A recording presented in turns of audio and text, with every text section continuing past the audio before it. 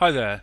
In this tutorial we're going to be making a bass sound in FM8 which will be quite useful for progressive house or trance. It's just a solid smooth bass with a nice attack that should leave plenty of space for all your lead and vocal sounds to fit on top. So here's the sound we're going to be making today.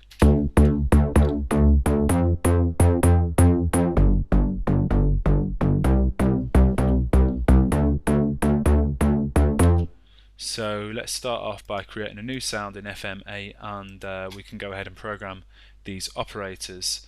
So for this sound we're going to be using operators C through to F. We're also going to be using operator X and the filter operator Z. So take away that kind of routing and just route the filter to the output, but maybe just put it up to about 89. And then we can route these operators into the filter, all going at 100, so full volume, and actually X is just going to be at 30. And for these operators here, for F we're going to be having a sine wave, keeping it as a sine wave, a key sync it, and take the offset down to minus 1.47,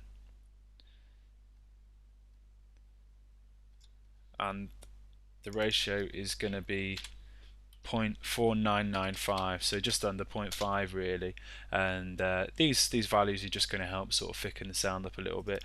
Operator E we're going to put 1.5005, so kind of similar in the, sort of slight detuning in the opposite direction of F. This is going to be minus 2.11 on the offset here.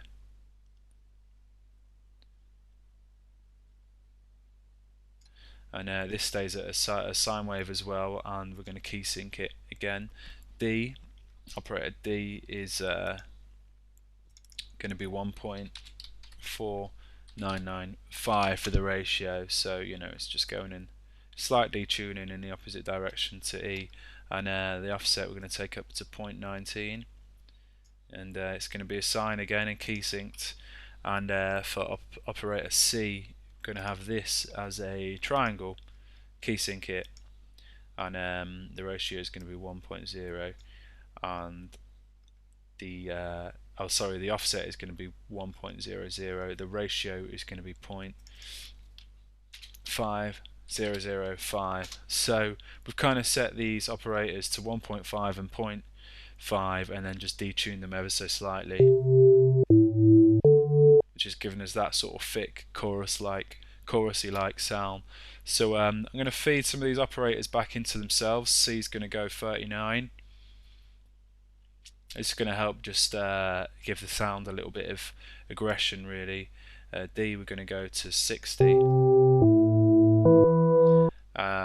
E we're going to go to 39. F we're going to go to 37. And then we're going to feed operator C into E by 44.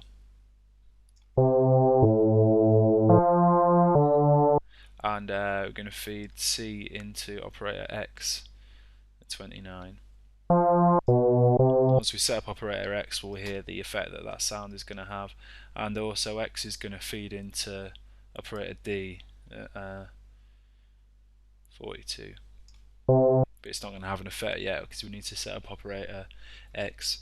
So the next thing to do really is probably go to operator X here. Okay, we can push the cut up to 100, take the resonance down to 0 and push the amp up to 100. You can hear that a bit more, and we can turn on the saturator. We're going to saturate this noise a little bit here. So take the asymmetrical up to 82, keep the gain at 90, push the level up to 100.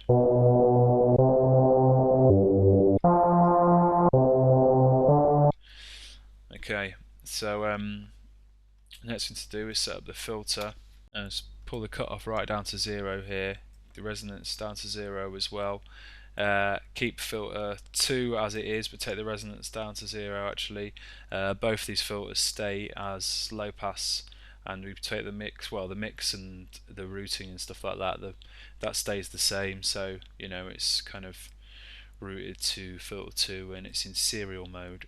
We're going to take the envelope amount up to 100, so the filter is now being controlled by this envelope down here, and we can go and set this envelope up here really, actually.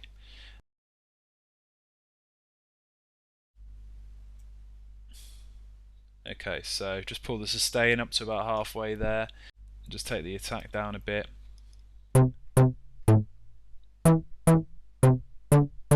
So just getting a bit more of a percussive sort of sound here.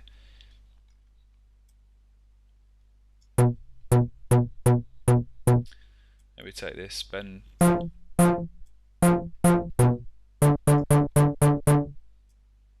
we can do is pull the release out here a little bit as well. And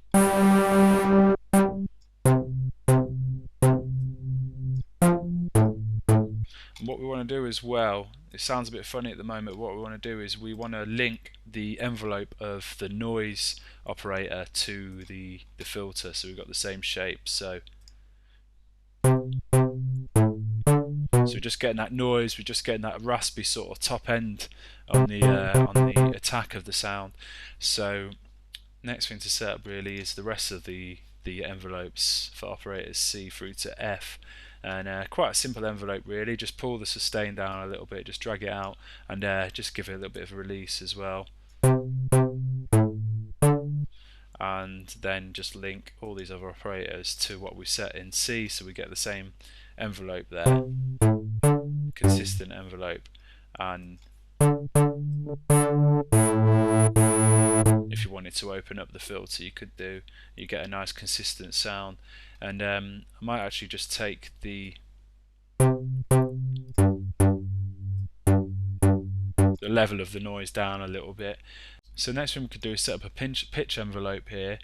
If we take the envelope amount up to 100, it's not going to have an effect until we set something here. And what I'm going to do is zoom in pretty much as much as I can there, and just right click to get an extra node, right click again, and I'm going to do something like this, and this is just going to give us a real percussive attack.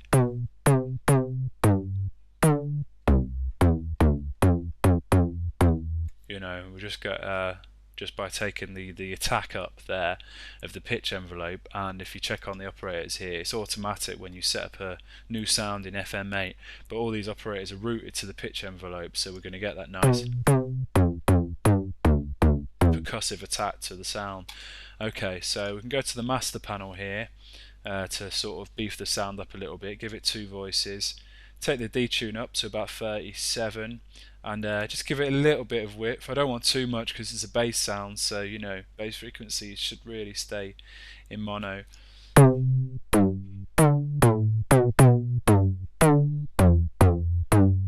Take the analog up to about 60.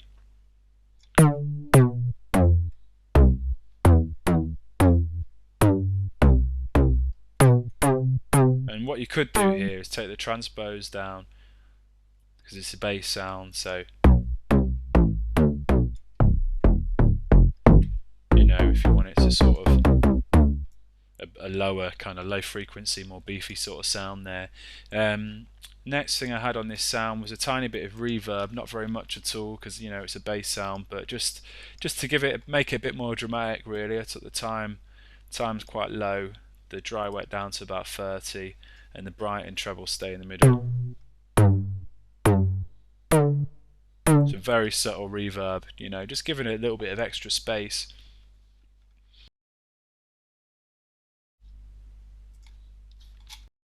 It's a sound pretty much done there. The riff I've got playing is right down at C2, sorry, which is why in the master panel I didn't pull this transpose down to -12. But let's have a listen to the sound.